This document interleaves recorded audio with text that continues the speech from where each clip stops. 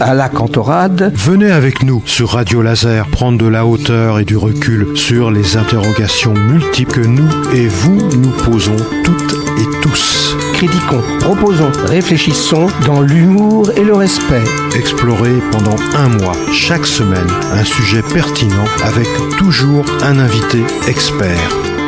Bonjour à toutes et à tous sur Radio Laser à la Cantorade.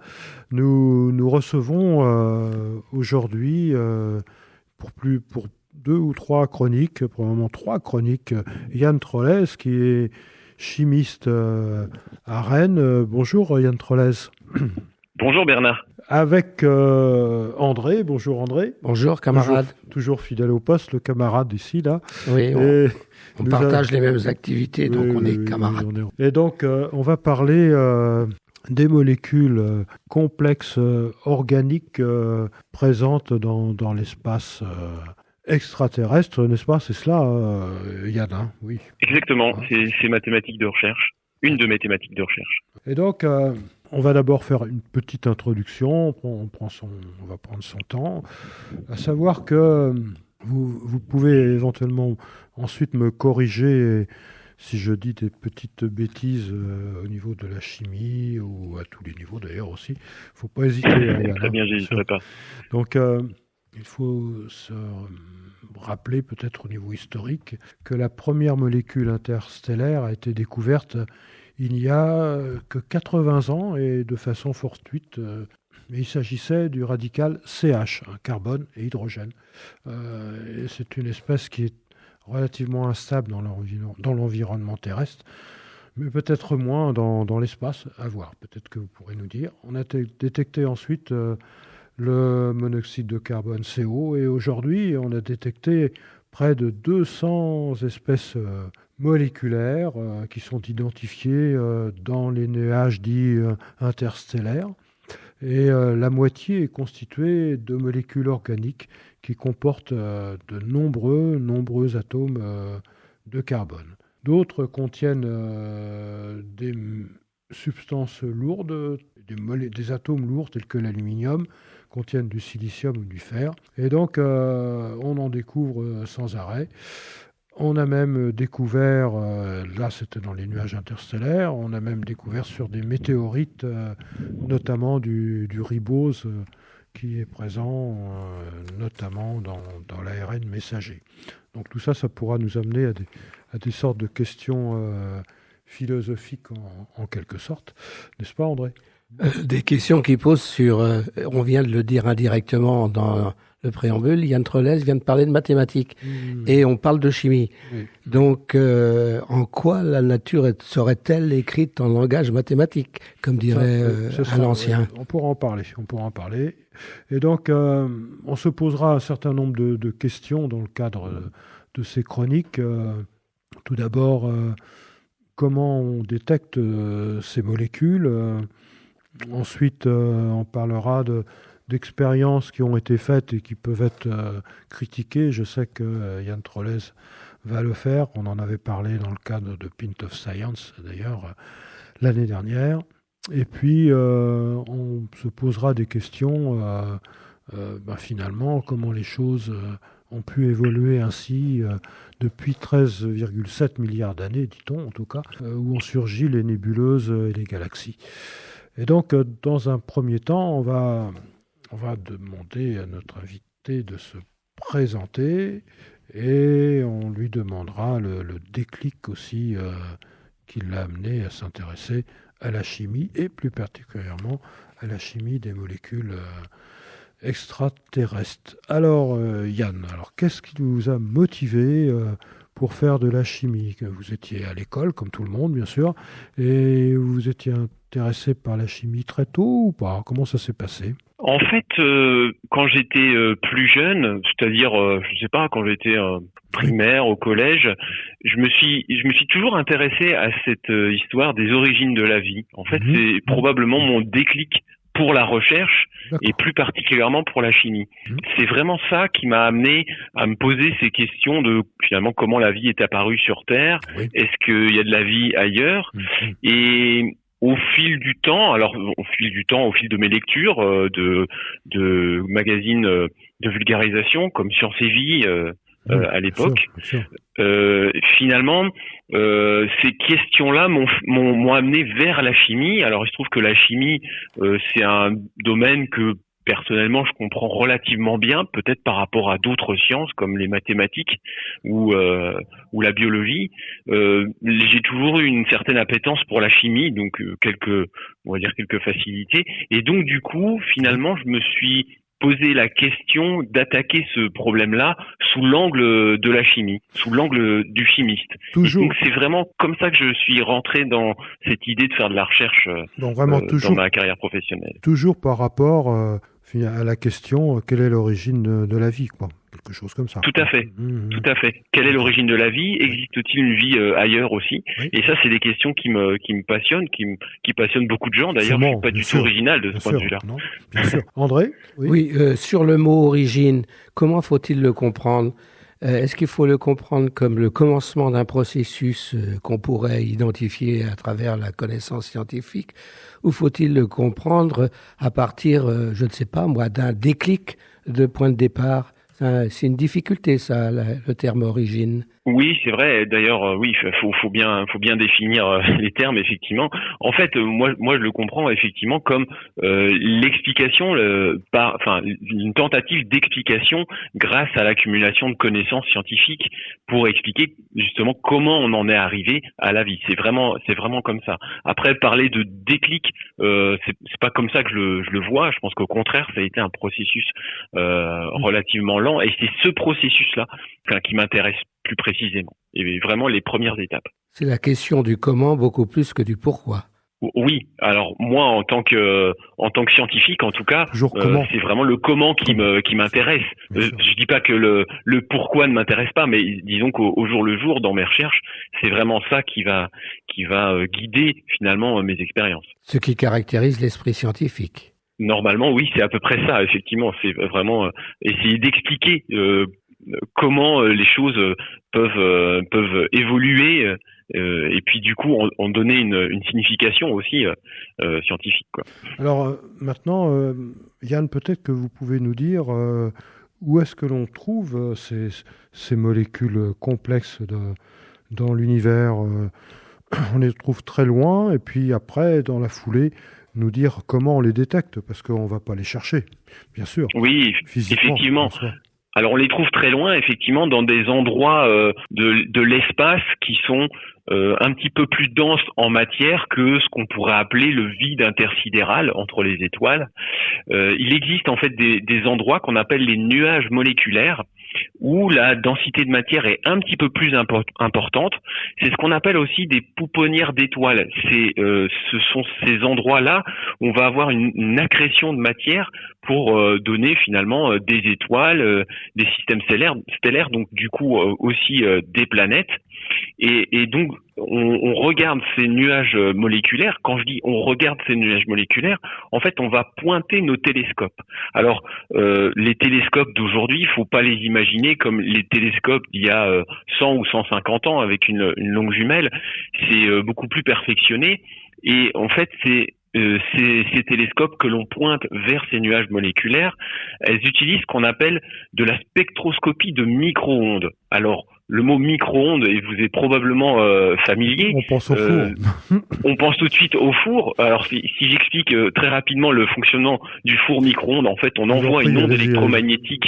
Oui. On envoie une onde électromagnétique qui va spécifiquement faire tourner les molécules d'eau qui se trouvent dans votre tasse à café. Et ces molécules d'eau qui tournent, du coup, vont s'entrechoquer puisqu'on les fait tourner et provoquer une élévation de la température. Et c'est comme ça que ça marche, le four à micro-ondes. On arrive à faire la même chose vis-à-vis des nuages, on arrive à envoyer de l'énergie jusqu'à ces nuages? Alors non, on n'envoie pas de l'énergie, on profite de la lumière des étoiles qui se trouvent entre guillemets derrière, qui nous envoie de la lumière, enfin en tout cas des radiations, des radiations électromagnétiques, et on regarde quelles radiations électromagnétiques ont été absorbées par les molécules, et du coup on en déduit en fait finalement quelles sont les molécules présentes en récupérant finalement ce signal, et ça nous permet de distinguer les molécules les unes par rapport aux autres. Et alors comment se sont formés ces nuages moléculaires qui vont donner naissance ensuite à des étoiles, c'est ça? Comment ils se sont formés ces nuages moléculaires, eux? Alors ça peut être oui, ça peut être suite à l'explosion finalement des étoiles. Vous savez que les étoiles, elles ont aussi une durée de vie longue mais limitée, et donc du coup en fait elles vont à un moment donné exploser. On parle souvent des explosions de supernovas, et donc du coup elles vont projeter de la matière un peu partout dans l'espace, mais ça va générer quand même une quantité de matière notable, on va dire, de manière un peu localisée dans l'espace, et puis ça va de nouveau se réagréger pour reformer à nouveau une ou plusieurs étoiles après. D'accord. Au final. Comment se fait-il que ce sont des réactions qui doivent pouvoir se faire dans... C'est pas le vide complet, puisque c'est un nuage moléculaire, mais il faut qu'il y ait des conditions adéquates pour que des réactions entre molécules de ce nuage moléculaire puissent se faire. Oui, tout à fait. On a connaissance des conditions dans lesquelles ça se passerait? Oui. Alors, on a connaissance des conditions à peu près qui ont lieu dans ces nuages moléculaires. On sait on connaît à peu près leur température. La température est très basse, et effectivement, il faut que les molécules puissent réagir entre elles pour former d'autres molécules et s'agrandir comme cela. Alors, il faut pas oublier une chose, c'est que là, on raisonne sur des temps qu'on a du mal à imaginer. Ce sont littéralement des temps astronomiques. Et entre guillemets, les molécules ont le temps de réagir entre elles pour s'agrandir au cours du temps. Mais évidemment, au vu des conditions qui y règnent, c'est-à-dire des températures très basses et un vide relativement poussé malgré tout, ces réactions sont très lentes par rapport à ce qu'on voit sur Terre. Et c'est la raison pour laquelle, d'ailleurs, comme vous avez dit tout à l'heure, les molécules qu'on a détectées, comme le radical CH, sont très instables sur Terre. C'est-à-dire qu'elles vont réagir tout de suite. Et elles ne le sont pas. Tandis que elles le sont beaucoup moins, en tout cas. Voilà. Et tandis qu'elles vont réagir beaucoup plus lentement dans l'espace, grâce, entre guillemets, au vide qui y règne et des températures qui y règnent. Et les températures qui règnent là-bas, ce sont des températures de quel ordre? C'est toujours dans tous les nuages, c'est une température très basse de quel ordre à peu près? Alors, on va en fonction, on va se situer entre 10 et 100 Kelvin. Alors, le Kelvin, ça parle peut-être pas beaucoup aux gens, mais en gros, on va dire qu'il fait moins 200 degrés, plus ou moins 50 degrés, en gros, quoi. Et le vide, il est à combien, lui, à peu près? Le vide, alors dans les nuages moléculaires, on doit être à 10 puissance moins 6 bar, c'est-à-dire 1 million de fois moins dense que ce qu'on retrouve sur Terre. Pour vous donner une petite idée. Et dans le vide intersidéral, c'est encore moins. On a encore quelques ordres de grandeur en dessous. J'aurais deux questions à soulever. La première, c'est qu'on vient de parler du temps. Mais de quel temps parlons-nous là? Parce que est-ce que le temps existe, si j'ose dire? Parce que c'est quoi le temps? Voilà. Mais on va pas poser cette question-là, c'est trop compliqué. Mais est-ce qu'on présuppose un temps déjà qui permet en quelque sorte d'évaluer le rapport aux choses, ou est-ce que le temps se crée en même temps que le rapport aux choses? C'est un peu compliqué ce truc-là, la question du temps.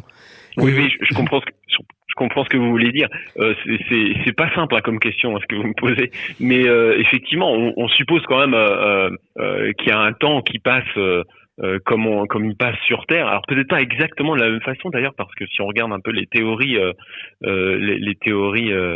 d'Einstein et tout ça, le temps n'évolue peut-être pas exactement de la même façon, mais il y a un temps quand même, malgré tout, si on se trouve dans les nuages moléculaires qui passe comme sur Terre, quoi. Il y a une durée, quoi, en quelque sorte. Il y a une durée, voilà, il y a une durée. Si on était là-bas, on pourrait mesurer quelque chose, un temps, quoi, si vous voulez. Oui, mais dans mes années antérieures, j'avais appris qu'il existait une température absolue, entre guillemets, qui serait la plus basse, autour de moins 273 degrés. Est-ce que c'est de cela dont on parle aussi? Alors, ça, c'est effectivement ce qu'on appelle le zéro absolu. Tout est figé, en quelque sorte. Oui, le zéro absolu. Voilà. Effectivement, tout est figé. Alors normalement, le zéro absolu, on peut pas l'atteindre. Enfin, en tout cas, ça reste Ah non, faut bouger théorique. pour y atteindre, de toute façon.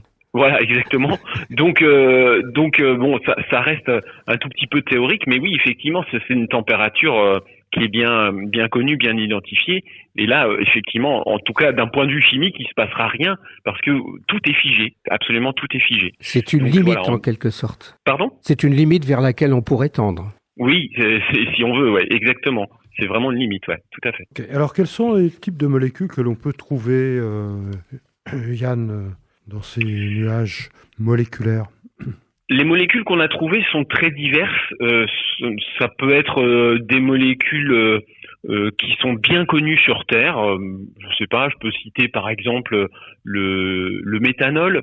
C'est un alcool qu'on trouve couramment sur Terre, voilà, qu'on connaît relativement bien. On trouve des choses qui sont complètement inorganiques, c'est-à-dire sans carbone aussi, et on trouve des espèces relativement exotiques qu'on aura beaucoup de difficultés à reproduire sur Terre du fait de leur réactivité. Donc il y a une grande diversité moléculaire qui a été trouvée jusqu'à présent dans les nuages moléculaires. Et juste peut-être pour corriger un tout petit peu ce que vous disiez en introduction, comme les en fait ça évolue assez rapidement, on a plutôt trouvé environ 300 molécules aujourd'hui dans le milieu interstellaire. Oui, parce qu'en fait ça évolue assez vite ces dernières années, on en trouve grâce à l'amélioration des techniques. Et ces dernières années, je dois avouer que ça évolue particulièrement vite. Et quand on dit que ce sont des molécules complexes, j'ai lu aussi, et là vous pouvez aussi bien sûr me corriger, savoir que on peut trouver des chaînes carbonées, des noyaux cycliques, des choses comme ça, que l'on trouve sur Terre ou pas ? Oui, tout à fait. Effectivement. Alors le terme, je voudrais revenir sur le terme molécule complexe. Oui. En fait, le terme molécule complexe, il est très dépendant de qui on est en tant que chercheur. Si on est un physicien, particulièrement un astrophysicien, on appellera les molécules complexes des molécules qui ont, mettons, 5 atomes, 5-6 atomes. Donc pour les physiciens, ce sont des molécules complexes. Pour le chimiste, ce sont des molécules très simples, au contraire, parce que normalement le chimiste, particulièrement le chimiste de synthèse, il sait faire des molécules qui ont des dizaines, des centaines d'atomes sans trop de difficultés. Et puis finalement, si on pense aux molécules complexes vis-à-vis de la vie, donc vis-à-vis des biochimistes, des biologistes, là on va plutôt penser aux protéines, par exemple, ou à l'ADN. Là on a des milliers d'atomes qui sont agencés les uns avec les autres, donc on n'est pas du tout au niveau de la même échelle. Oui. Continuez, excusez-moi. Donc voilà, donc c'est juste quand on parle de molécules complexes, ça dépend vraiment du référentiel qu'on a en tant que chercheur. C'est toujours le carbone qui est l'élément important. Rappelons que le carbone, il a 4 liaisons et donc il peut interagir avec des tas de molécules autour de lui. Et on parle aussi du silicium qui aussi a 4 liaisons. Est-ce que tout est basé sur le carbone, en bref, quoi? Pour ce que l'on trouve, comme sur Terre, quoi. Alors, ce qu'on trouve les molécules qu'on trouve n'ont pas forcément de carbone. Par contre, ce qui est intéressant vis-à-vis des origines de la vie, c'est clairement les molécules carbonées qui vont nous intéresser, puisque la vie terrestre est basée sur le carbone. Alors, effectivement, ça c'est une question qui taraude un peu les scientifiques et qui revient régulièrement. Est-ce qu'on pourrait imaginer une vie qui ne serait pas basée sur le carbone, mais basée sur le silicium? Alors, pourquoi le silicium? Parce que, en fait, dans le tableau périodique, le silicium se trouve juste en dessous du carbone et les éléments qui se trouvent les uns sous les autres, ils ont des propriétés similaires. Mais similaire ne veut pas dire identique. Et le silicium, finalement, même si on retrouve des propriétés qu'on a au niveau du carbone, n'a pas cette diversité de liaisons possibles qu'on retrouve dans le carbone.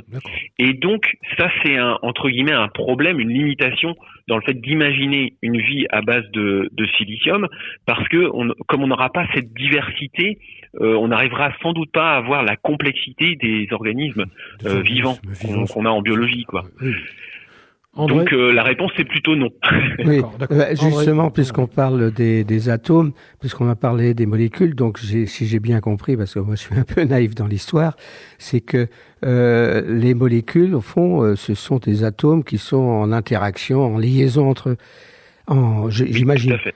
Mais à ce moment-là, quels sont les atomes qui sont les plus, si j'ose dire, on vient de dire carbone et silicium, mais en dehors du carbone et du silicium, quels sont les atomes qui sont plus susceptibles si j'ose dire, de se relier entre eux, et quelle est cette force de liaison là qu'il y a entre eux, des valences, je pense, des choses comme ça? Oui, alors en fait, les atomes qui sont particulièrement importants vis-à-vis des origines de la vie, ce sont ce qu'on appelle les schnops.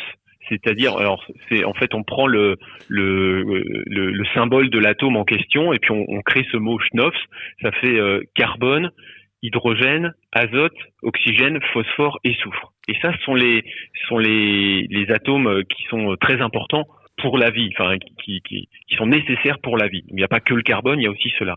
Et donc le carbone, il va pouvoir se lier à ces différents atomes, comme vous l'avez dit, de manière assez forte. Hein. Vous parliez de force de liaison, c'est ce qu'on appelle des liaisons covalentes, c'est-à-dire que les électrons vont être mis en commun, et ça va donner des liaisons qui sont extrêmement fortes, difficiles à casser. Pas impossible, sinon il n'y aurait pas de réaction chimique, mais relativement difficile à casser. Il faut des conditions spécifiques. Oui, c'est ça, exactement, dans des conditions spécifiques. Après, vous avez aussi, puisque vous parlez des forces de liaison, les molécules entre elles vont pouvoir interagir avec des liaisons qui sont moins fortes que les liaisons covalentes dont je viens de parler. Qui sont aussi des liaisons qui sont importantes vis-à-vis de la formation d'organismes vivants. Oui, donc ça, ce sont ce qu'on appelle des liaisons faibles, et c'est ce qu'on retrouve par exemple dans l'ADN. Pour les protéines aussi. Les protéines, exactement. Elles peuvent prendre une forme donnée en fonction de ces liaisons-là. C'est exactement ça. On va se retrouver, Yann, la semaine prochaine pour continuer cette conversation intéressante qui débouche sur ces problématiques d'origine de la vie, on l'a compris. Et donc, on vous souhaite à tous et à toutes, des fois on dit à toutes et à tous, enfin bon. On choisit quelle est la priorité, si j'ose dire, dans le langage ou dans la hiérarchie humaine. Un très bon week-end. Yann, merci beaucoup. Merci à vous. André, merci beaucoup. Allez, au revoir, à bientôt. Au revoir à tous et à toutes. Au revoir, bon week-end. Bon week-end.